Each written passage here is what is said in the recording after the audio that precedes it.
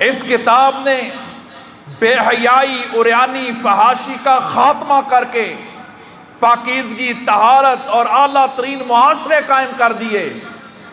اب جہاں شیطان کے چیلے، اللہ کے دشمن، باغی، جن کی روٹی روزی بے حیائی کے پروگراموں پر چلتی ہو، جن کی روٹی روزی مفادات سارے اللہ کی بغاوتوں پر، نافرمانیوں پر کھڑے ہوں، وہ کیوں کر اس کتاب کو تسلیم کریں گے؟ کیوں اس کتاب کو قبول کریں گے؟ کیونکہ ان کے پیٹ پہ لات پڑتی ہے، ان کے مفادات پر زد پڑتی ہے۔ فرمایا یہ وہ کتاب ہے، لو انزلنا ھذا القرآن، یہ وہ قرآن ہے کہ اگر ہم علی جبل، اس کو پہاڑوں پر نازل کر دیتے، لرائیتہ، تو اس منظر کو دیکھتا، حاشیم متصدیم من خشیت اللہ، اس قرآن کے وزن کے مقابلے میں پہاڑ ریت کے ذرات بن جاتے، پارا پارا ہو جاتے، ٹکڑے ٹکڑے ہو جاتے۔ یہ آسان ٹارگٹ نہیں تھا، لیکن اس قرآن کے ماننے والوں نے کمال منظر اس کائنات کے اندر پیش کر دیے۔ نبی کریم صلی اللہ علیہ وسلم کا ایک صحابی ہے، وہ قرآن پاک سے بڑی محبت کرتا ہے، آپ کو سکھاتے تھے، دعائیں سکھاتے تھے، انت جل القرآن العظیم ربیع قلوبنا ونور صدورنا، یا اللہ اس قرآن کو میرے سینے کی، میرے دل کی بہار بنا دے، یا اللہ اس قرآن کو میرے سینے میں منور کر دے۔ آپ دعائیں سکھاتے تھے۔ قرآن کے ساتھ محبت میری بھی ہے، آپ کی بھی ہے، لیکن ایک محبت ابی بن کعب رضی اللہ تعالی عنہ کی بھی ہے۔ میں نے اور آپ نے کیا محبت کیا قرآن کے ساتھ؟ نماز کے بعد اگر یہ اعلان کر دیا جائے کہ آج سب قرآن کا ایک صفحہ سنا کے جائیں گے، کتنے لوگ دوسرے دروازے سے نکلنے کی کوشش کریں گے؟ نہیں بھائی، میرا پکا نہیں ہے، میری غلطیاں ہیں۔ یہ ہے میری قرآن سے محبت۔ آج ہمارے معاشرے میں کتنے لوگ ہیں جن کو ناظرہ پڑھنا آتا ہے؟ اللہ اکبر، کافروں کو، زندیقوں کو ایسے موقع نہیں مل گیا۔ جب کسی باغ کے باغبان لاپرواہ ہو جائیں تو ایسے باغ اجڑ جایا کرتے ہیں، وہ سلامت نہیں رہتے۔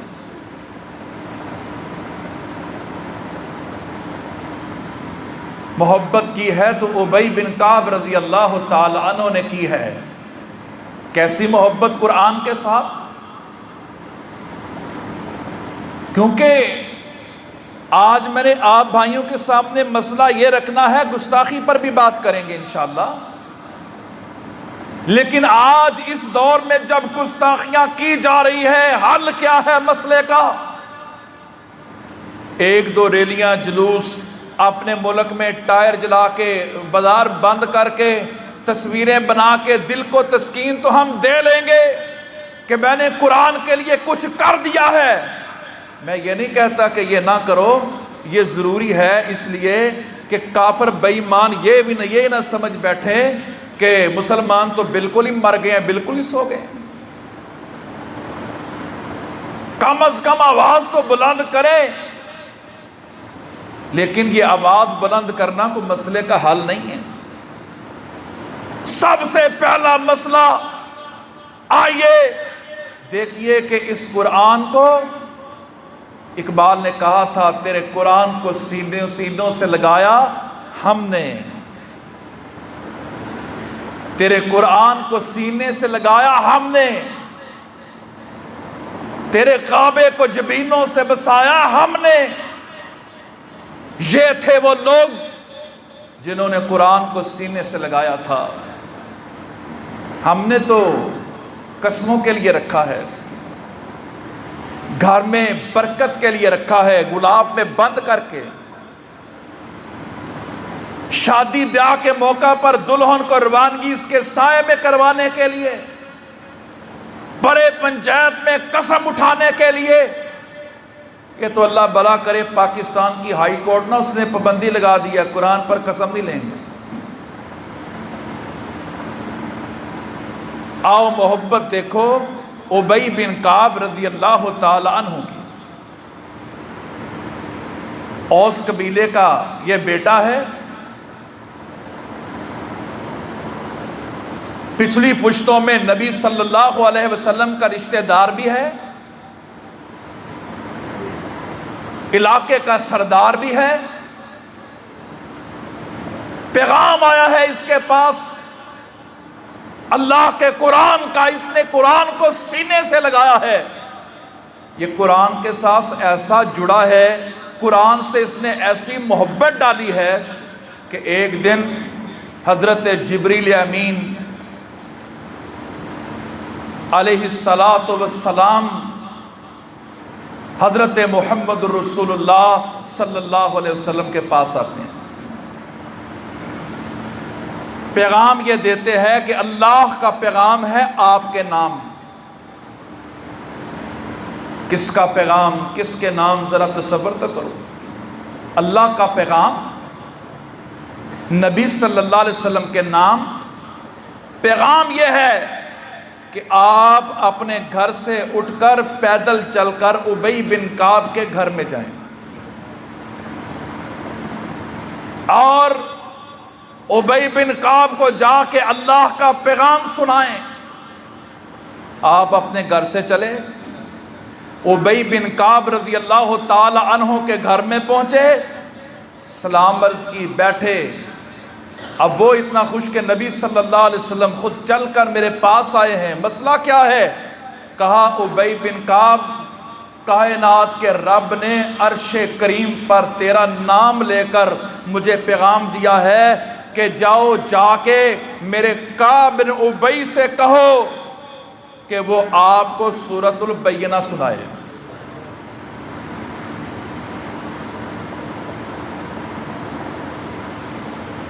اللہ کے نبی صلی اللہ علیہ وسلم، اللہ تعالیٰ نے عرش کریم پر میرا نام لیا ہے۔ ہاں اللہ کہتا ہے میں دنیا میں یہ منظر قائم کرنا چاہتا ہوں،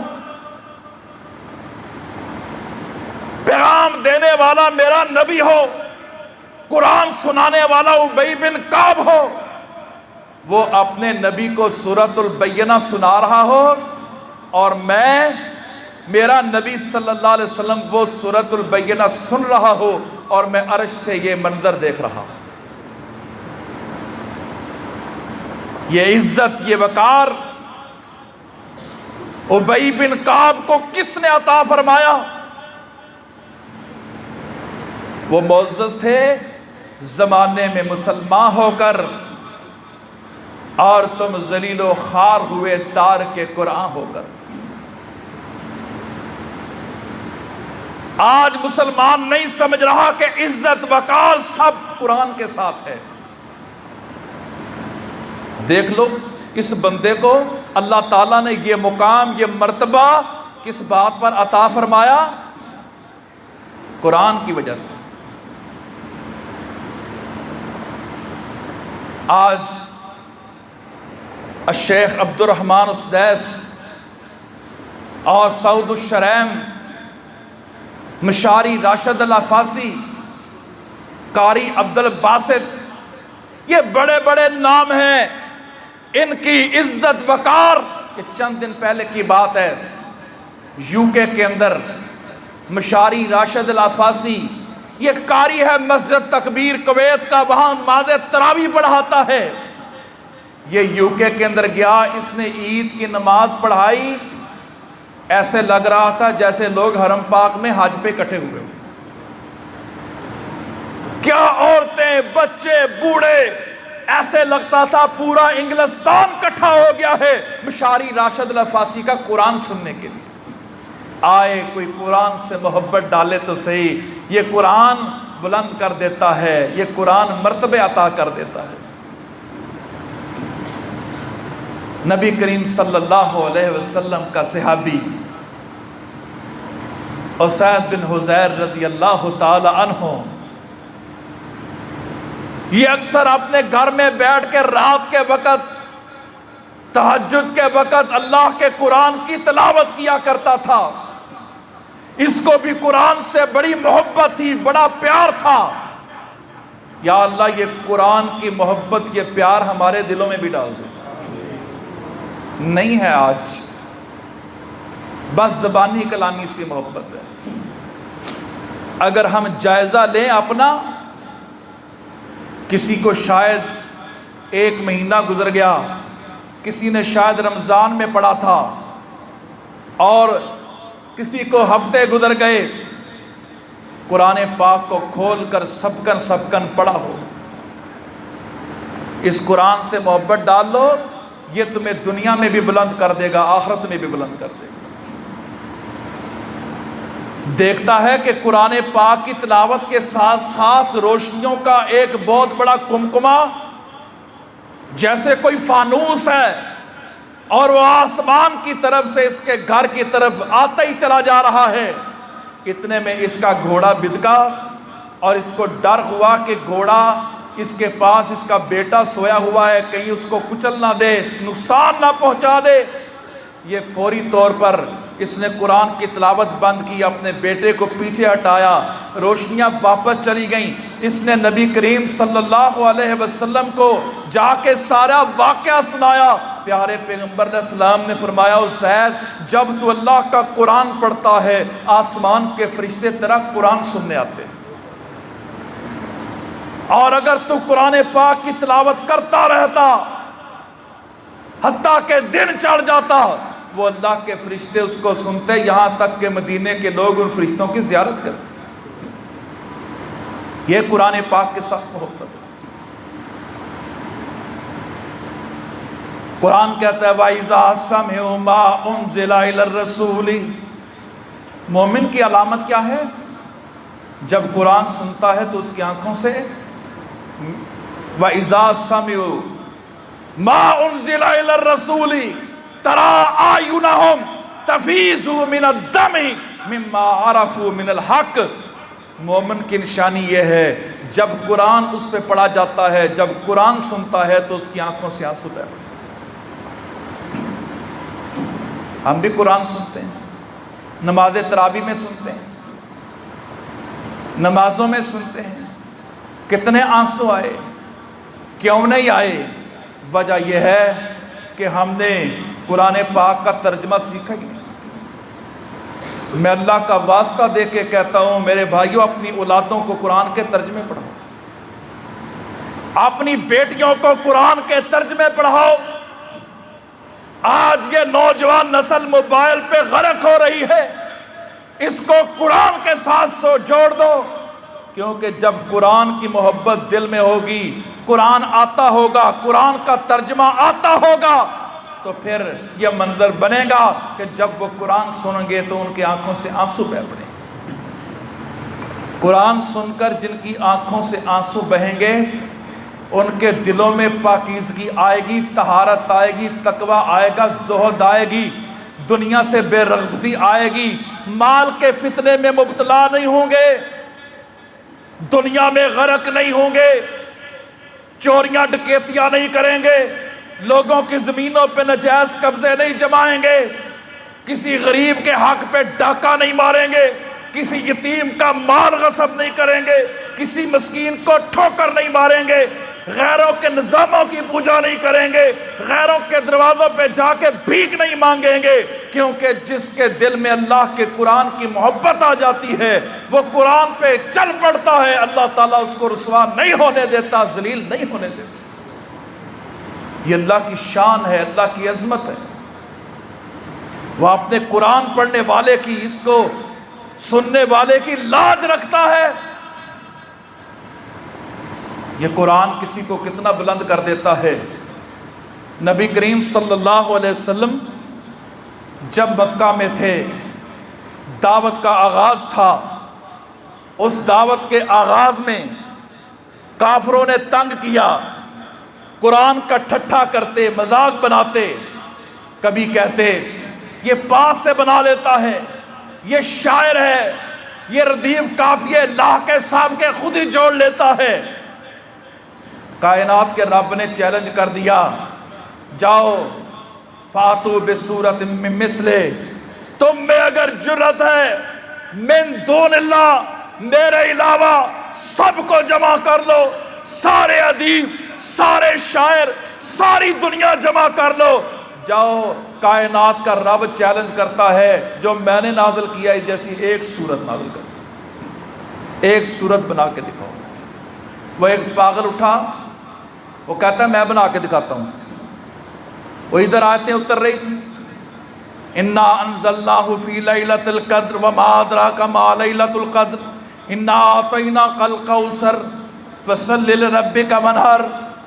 بڑے بڑے ادیب، بڑے بڑے پڑھے لکھے لوگ اس دور کے، عربی کے بڑے ماہر، عربی کے شاعر، بڑے بڑی الفاظی کرنے والے، وہ بے بس تھے کہ ان آیات کا ترجمہ، ان آیات کا فہم، اس کوثر کا مطلب، لیلۃ القدر کا مطلب۔ فرمایا جب تک میرا حبیب، حبیب کبریا محمد رسول اللہ نہیں بتلائے گا کسی کو کوئی پتہ نہیں چلے گا۔ یہ عربی میں ضرور اترا ہے لیکن یہ لسان القرآن ہے، اللہ کا کلام ہے، اس کی اپنی گرامر ہے، اس کے اپنے اصول و ضوابط ہیں، اس کا اپنا ایک اپنی دنیا ہے، اس کو اللہ جانتا ہے، اور جو اپنے پیغمبر حضرت محمد علیہ السلام کو علم دے دے وہ جانتا ہے، وہ سکھائے گا، اس کو خود کوئی نہیں سیکھ سکتا۔ آیا کہتا ہے مل فیل وما ادراک مل فیل۔ لوگوں نے کہا یہ کیا بنایا؟ کہتا ہے ہاتھی ہے، تمہیں کیا معلوم کہ ہاتھی کیا ہے؟ لوگوں نے کہا پاگل یہ سب کو پتہ ہے ہاتھی کیا ہے، یہ تو نے کیا بنایا ہے؟ وہ کہتا ہے انا اعطیناک الکوثر، سارا عرب سر پکڑ کے بیٹھ گیا یہ کوثر کیا ہے؟ میرے پیارے پیغمبر علیہ السلام نے فرمایا کوثر قیامت کے دن ایک حوض ہوگا، وہاں پانی ہوگا اور پینے والے بڑے بڑے کٹورے ہوں گے، اور میں اس دن وہاں پر کھڑا ہو کر اپنی امت کو اپنے ہاتھ کے ساتھ حوض کوثر کا پانی پلاؤں گا، اور جو ایک مرتبہ حوض کوثر کا پانی پی لے گا اس کے بعد اس کو کبھی پیاس ہی نہیں لگے گی۔ ان حالات میں جب یہ قرآن اتر رہا تھا، یہ باتیں ہو رہی تھیں، ان حالات میں جبر کا ایک، ظلم کا ایک طوفان بپا تھا۔ جو اس قرآن کو پڑھے گا، جو اس قرآن کو سنے گا، جو سنائے گا، اس کو ہمارے عذاب کا، ہماری پکڑ کا سامنا کرنا پڑے گا۔ سمیہ نے سنایا تو ابو جال نے پکڑ کر دو ٹکڑے کر دیا، ایک اونٹ کے ساتھ باندھا، دوسرے اونٹ کے ساتھ باندھا، قرآن سنتی۔ صحابہ کے دو ٹکڑے ہوئے۔ یہ بلال رضی اللہ تعالیٰ عنہ کو جو ریتوں پہ لٹایا جا رہا تھا کیا کرتا تھا؟ اللہ کا قرآن سنتا تھا۔ یہ جرم تھا نا؟ نبی صلی اللہ علیہ وسلم کیا سناتے تھے؟ اللہ کا قرآن سناتے تھے۔ ان حالات میں آپ نے اپنے ساتھ کلمہ پڑھنے والے لوگوں کو مکہ چھوڑنے کا پیغام دیا، ہجرت کا پیغام دیا کہ پہلی ہجرت حبشہ، یہ اسلام کی پہلی ہجرت ہے۔ 40 کے قریب مرد اور عورتوں نے اس ہجرت کے اندر حصہ لیا۔ اس میں حضرت عثمان رضی اللہ تعالی عنہ اور نبی صلی اللہ علیہ وسلم کی بیٹی وہ بھی شامل ہے۔ اس میں نبی صلی اللہ علیہ وسلم کی بعد میں جو بیوی بنی، ازواج مطہرات کا حصہ بنی، ام حبیبہ ام المومنین رضی اللہ تعالی عنہا وہ بھی شامل ہے۔ بڑے بڑے کبائر صحابہ اس میں شامل ہیں۔ یہ پانی کا سفر تھا، اس پانی کے سفر پر بیٹھ کر کشتیوں کے ذریعے حبشہ پہنچے۔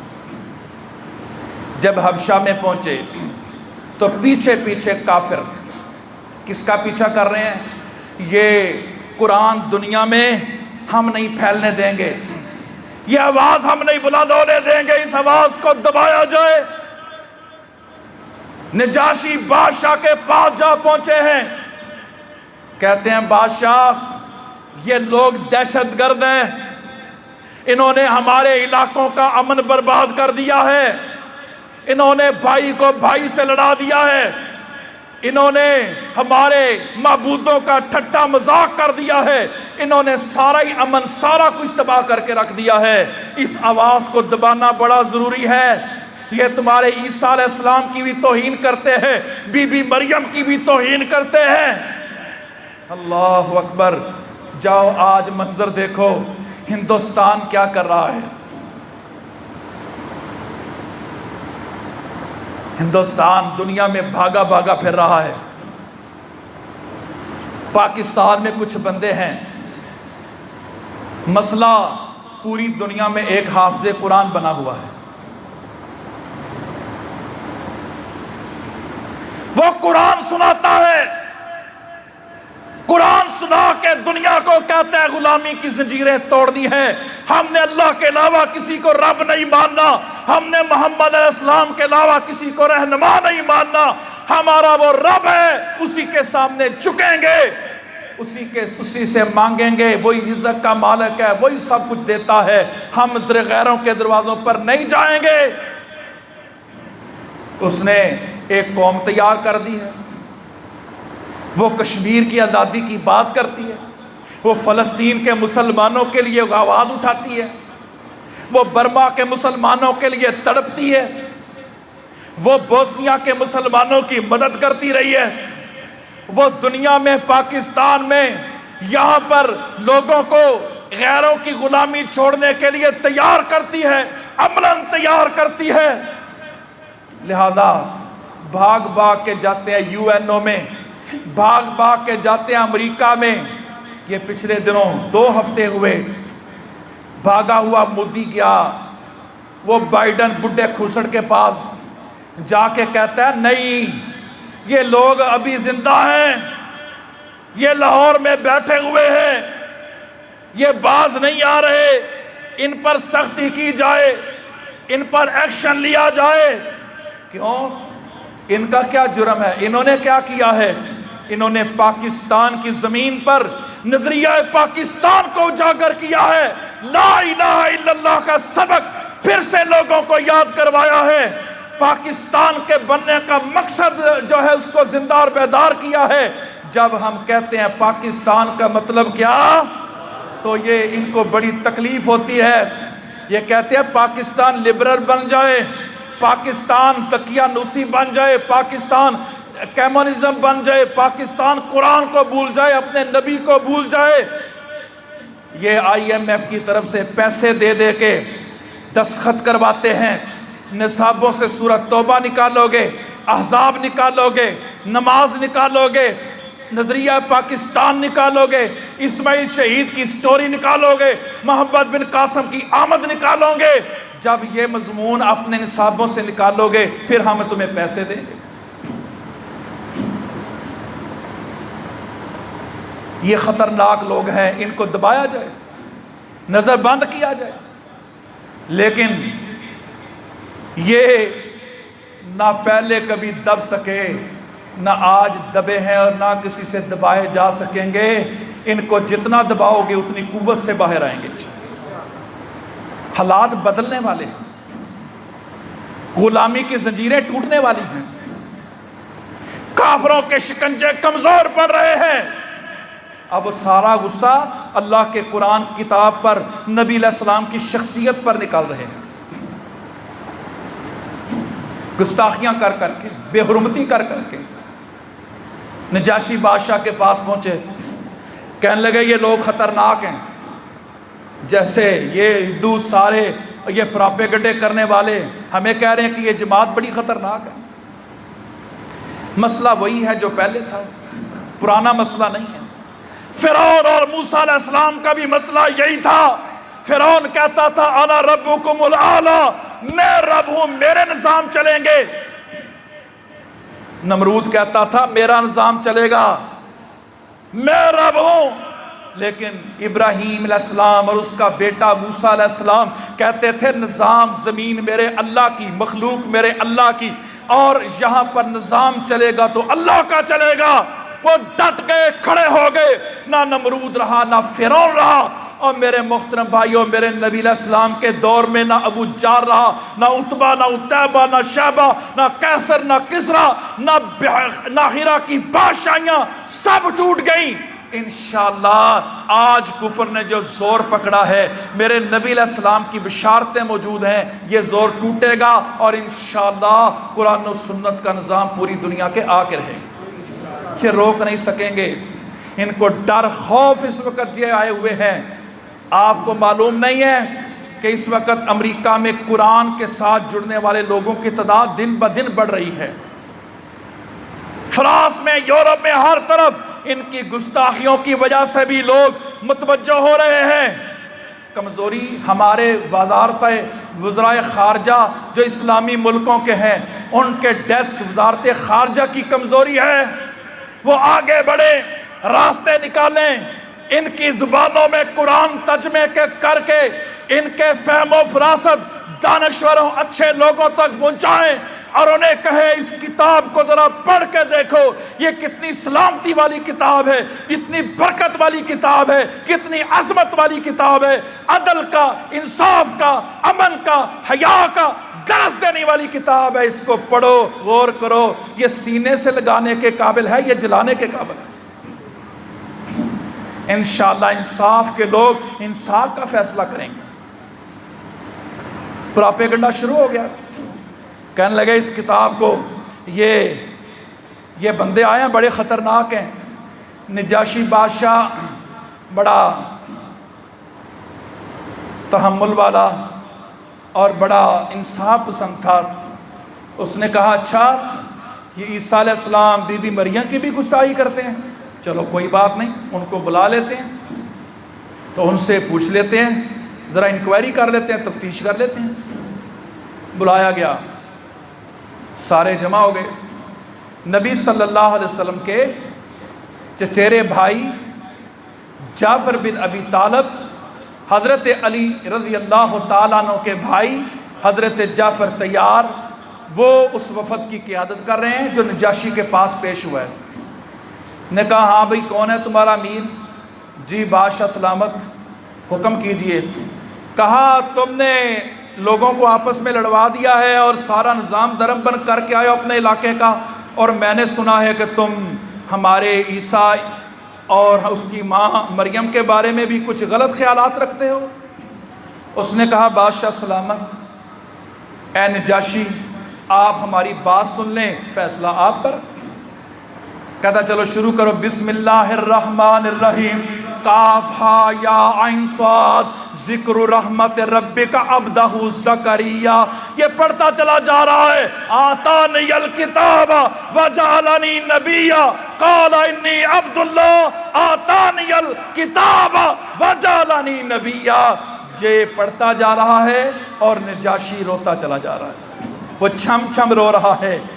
اور اس پر کائنات کے رب نے فرمایا 7ویں سپارے کے آغاز میں وَإِذَا سَمِعُوا مَا أُنزِلَ إِلَى الرَّسُولِ تَرَىٰ أَعْيُنَهُمْ تَفِيضُ مِنَ الدَّمْعِ مِمَّا عَرَفُوا مِنَ الْحَقِّ يَقُولُونَ رَبَّنَا آمَنَّا فَاكْتُبْنَا مَعَ الشَّاهِدِينَ۔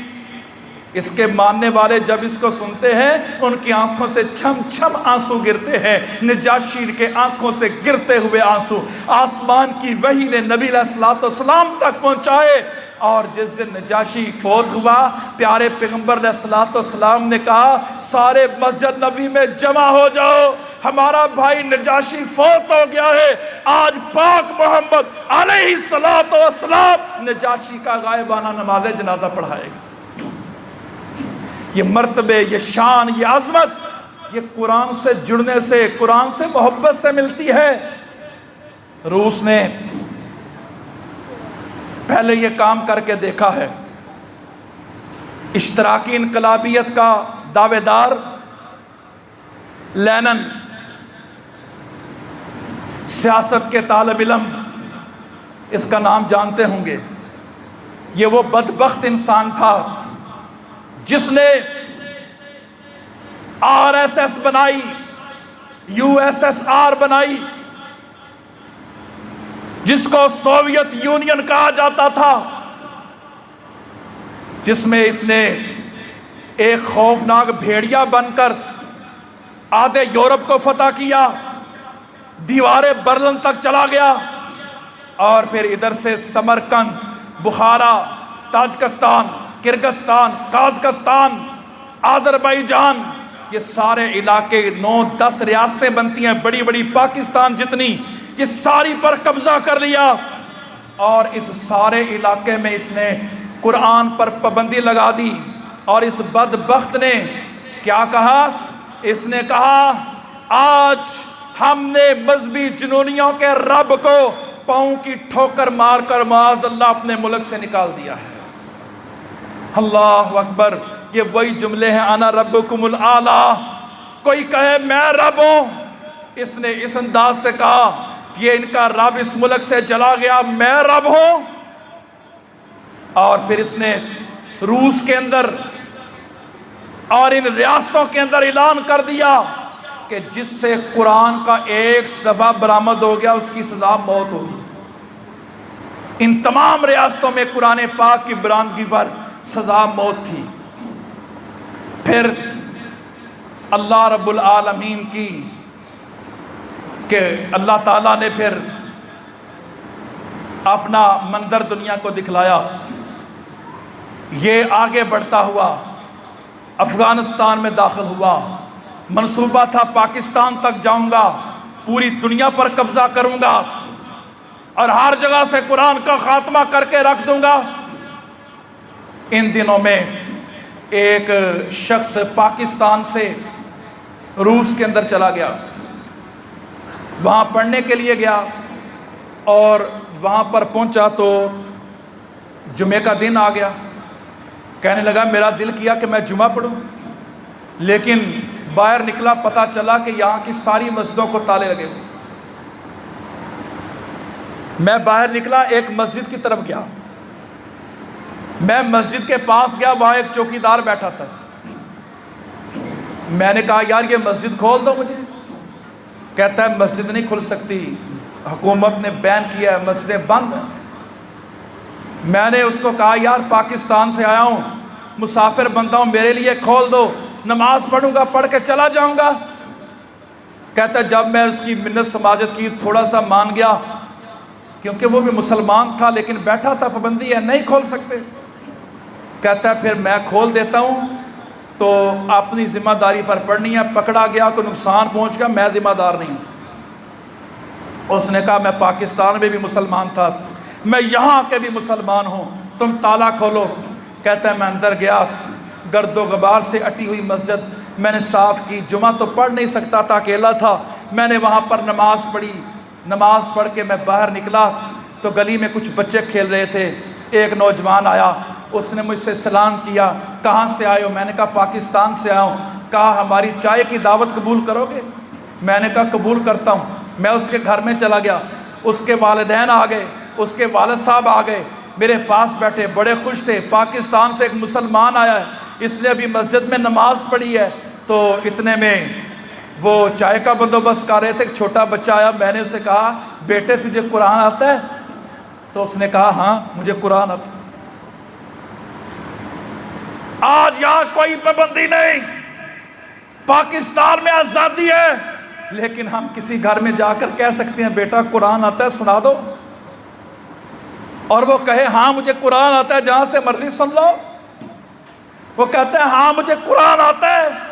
میں نے پاکٹ سائز قرآن جیب سے نکالا، میں نے کہا یہاں سے سناؤ. اس نے نظر دوڑائی، دوڑتا دوڑتا کہتا ہے یا ایھا الذین آمنوا قوا انفسکم واہلیکم نارا. میں نے اس کے باپ سے کہا، اوپر سے اس نے دیکھا نہیں، پڑھ کے پوری آیت سنا دی ہے، مسئلہ کیا ہے؟ وہ مسکرا کے کہنے لگا یہ میرا بیٹا قرآن کا حافظ ہے. اس نے کہا میں بھی قرآن کا حافظ ہوں، میری بیوی بھی قرآن کی حافظ ہے، میرے 6 بچے ہیں، 6 کے 6 قرآن کے حافظ ہیں. تم گلی میں آئے ہو، جتنے بچے مسلمانوں کے کھیل رہے تھے سارے حافظ ہیں. یا قرآن پر پابندی ہے۔ ہمارے قاری ریڑیاں لگاتے ہیں، دردی کی دکان کرتے ہیں، کام کاج کرتے ہیں، اور یہ ہمارے بچے ان کے پاس خرید و فروخت کے بہانے، کام کرنے کے بہانے جاتے ہیں، سبق لے کے آتے ہیں اور سارے قرآن کے حافظ بنے۔ یہ ہے قرآن کی گستاخی کا حقیقی جواب۔ آؤ میرے محترم بھائیو، ہم یہ جواب دیں۔ میں کہتا ہوں میرے سمیت ہم سارے سوچیں کہ سویڈن کے بدماشوں نے قرآن کی بے حرمتی کی ہے، ہم سب قرآن کو زبانی یاد کرنے کا عزم کریں، اپنی اولادوں کو یاد کروانے کا عزم کروائیں، قرآن کے ساتھ جڑ جائیں۔ تو روس کے مسلمانوں نے قرآن کے ساتھ اس طرح محبت کی، جب لینن نے سارے قرآن کے نسخے اکٹھے کیے اور اس نے کہا آج سب جلا دوں گا، کوئی قرآن ڈھونڈنے کو دنیا میں نہیں ملے گا، تو اس کے ایک بندے نے کہا پاگل ہے، بیوقوف ہے، صدیوں کی نفرت اپنے دلوں میں مسلمانوں کی بٹھا لیں گے، کل کو کوئی کام بھی پڑ سکتا ہے، دنیا میں مسلمان اتنے بستے ہیں، جلا کے تیرا کچھ نہیں بنے گا، یہ تو مسلمانوں کے چھوٹے چھوٹے بچوں کے سینوں میں مدفن۔ اِنَّا نَزَّلْنَا ذِکْرَ اِنَّا لَهُ لَحَافِظُونَ، فرمایا یہ قرآن ہم نے نازل کیا ہے، لَهُ لَحَافِظُونَ، اس کی ہم خود ہی حفاظت کریں۔ یہ وہ چاند ہے جس پر تھوکنے والا اپنے منہ کو گندا کرے گا، لیکن میرے محترم بھائیو ہمارے لیے یہ راستہ ہے کہ ہم قرآن کے ساتھ اس انداز کے ساتھ جڑ جائیں، قرآن کو حقیقی معنوں میں سینے سے لگا لیں۔ اللہ اکبر۔ تو آئیے محترم بھائیو قرآن کا یہ پیغام گھر گھر پہنچائیں، قرآن کے ساتھ امت کو جوڑ دیں، کیونکہ قرآن عظمت والی کتاب ہے، جو اس کے ساتھ جڑ جائے گا دنیا میں بھی عزت، آخرت میں بھی عزت۔ جو اس قرآن کو چھوڑ دے گا دنیا میں بھی رسوا، دنیا میں بھی ذلیل، آخرت میں رسوائی۔ والذین کفروا وکذبوا بآیاتنا اولئک اصحاب الجحیم، فرمایا جس نے ہماری آیتوں کو جھٹلایا، کفر کیا، ان کا ٹھکانہ جہنم کی آگ ہے۔ ان بطش ربک لشدید، اللہ کی پکڑ بڑی سخت ہے، اور یہ ہو نہیں سکتا کہ جو یورپ نے، کبھی ناروے، کبھی سویڈن، کبھی امریکہ میں یہ گستاخیاں ہوئی ہیں، یہ اللہ کی پکڑ سے کبھی بچ سکیں گے؟ اللہ تعالیٰ ضرور ان پر پکڑ لائے گا۔ مسلمانوں کے لیے آج امتحان ہے، یہ جو 1.5-2 ارب زندہ قبریں، زندہ لاشیں دنیا میں آباد ہیں، ان کو اپنی اصلاح کی ضرورت ہے، ان پر امتحان ہے۔ یہ اس قابل ہو کہ کافروں کی ساری مصنوعات کا، ان کے سارے نظاموں کا، ان کے ہر چیز کا بائیکاٹ کرے، اپنی کرنسی بنائے، اپنا سیاسی مضبوط قسم کا فورم بنائیں، متحد ہوں۔ لیکن یہاں حالت یہ ہے، ہمارے پاکستان کے حکمرانوں نے اس وقت تک قرآن پاک کی بے حرمتی کی مذمت نہیں کی جب تک IMF کے اوپر سائن نہیں ہو گئے۔ آپ اندازہ کیجئے، بھیک مانگنے والی قومیں کبھی قرآن کا، حدیث کا، ان چیزوں کا دفاع نہیں کر سکتی۔ اللہ تعالیٰ ہمیں ایسے حکمران عطا فرمائے جو ہمیں ان غلامیوں سے نجات دلائے، اور ان غلامیوں سے نجات کا ایک ہی راستہ ہے، سود سے پاک معیشت، وہ اللہ کے قرآن نے دی ہے۔ ان غلامیوں سے نجات کا ایک ہی طریقہ ہے، حیا والی سیاست، وہ صرف قرآن نے دی ہے۔ تو آئیے اپنی ملک کی سیاست کو اسلام کے تابع کریں، قرآن کے تابع کریں، حدیث پاک کے تابع کریں، اپنے رہن سہن کو قرآن کے تابع کریں، اپنے نظاموں کو قرآن کے تابع کریں، اور جو قرآن کے تابع داری میں سیاست کو پروان چڑھائے ان لوگوں کا ساتھ دیں، جو قرآن کے نام پر آت المال علی حبہ مسکینا و یتیما، مسکینوں کو، یتیموں کو کھانے کھلاتے ہیں، ان کی خدمتیں کرتے ہیں، سحریاں کھلاتے ہیں، قربانی کے گوشت تقسیم کرتے ہیں۔ کوئی اور مجبوری نہیں ہے، کوئی اور مفاد نہیں ہے، صرف ایک مسئلہ ہے کہ اللہ کے قرآن نے حکم دیا ہے، یہ قرآن پر عمل کرتے ہیں۔ ان لوگوں کا ساتھ دو، جو قرآن کے ساتھ جڑے گا وہی عزت پائے گا اس دنیا میں۔ اور اللہ تعالیٰ سے دعا ہے اللہ رب کریم ان ظالموں کو نیست و نابود کرے جنہوں نے قرآن کی بے حرمتی کی، اور اللہ تعالیٰ مسلمانوں کو محمد ابن قاسم، صلاح الدین ایوبی، خالد ابن ولید جیسے جذبے اور حکمران عطا کرے، اور غلامیوں سے نجات کے راستے اللہ عطا فرمائے، اور انشاءاللہ تعالیٰ امام ابن تیمیہ رحمۃ اللہ علیہ کہتے ہیں جب اللہ کے نبی کی گستاخی، توہین، یہ سارے سلسلے ہو جائیں تو یاد رکھنا یہ بات کہ اب اسلام کا غلبہ قریب آ رہا ہے۔ یہ جو کر رہے ہیں کافر، یہ سمجھتے ہیں کہ اس سے مسلمان دب رہے ہیں، نہیں، انشاءاللہ تعالیٰ یہ کافروں کے نظاموں کی تباہی کے آثار ہیں جو ہمیں دکھائی دے رہے ہیں۔ انشاءاللہ دنیا میں قرآن بلند تھا، بلند ہے، بلند رہے گا، اس کے ماننے والے بھی بلند رہیں گے۔ ہمیں اپنی اصلاح کی ضرورت ہے، اللہ تعالیٰ اصلاح کی توفیق عطا فرمائے۔ وآخر دعوانا ان الحمدللہ رب العالمین۔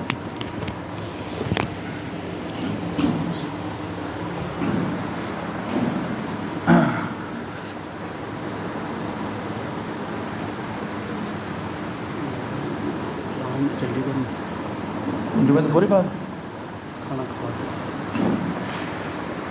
بھائی عبداللہ صاحب کی طرف سے اعلان ہے کہ جمعہ کے بعد کھانا ہوگا، اس کے بعد یہاں سے ریلی نکالی جائے گی قرآن کی حرمت کے لیے، تو سارے بھائی اس میں شریک ہوں۔ میرے محترم بھائیوں، اس میں شریک ہونا یہ بھی قرآن کے ساتھ محبت کی علامت ہے۔ گرمی شدید ہے، حبس ہے، لیکن میرے محترم بھائیوں اس شدید گرمی میں، حبس میں قرآن کے لیے کھڑا ہوں گا تو میرا اللہ انشاءاللہ ضرور اپنی رحمتیں کرے گا، اپنی برکتیں کرے گا۔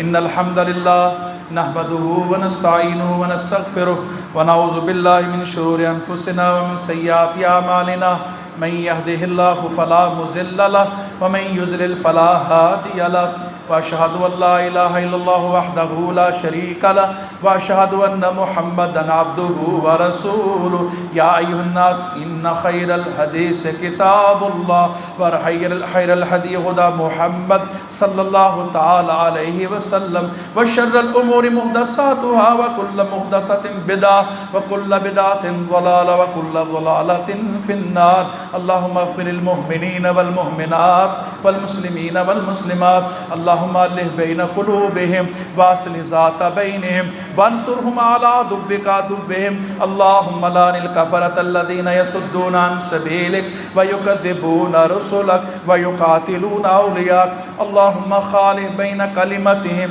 وزلزل اقدامہم انزل بہم باسک الذی لا ترد عن القوم المجرمین، اللہم اشف مرضانا مرض المسلمین اغفر لجمیع موتى المسلمین۔ سبحان ربک رب العزت عما یصفون وسلام علی المرسلین والحمد للہ رب العالمین۔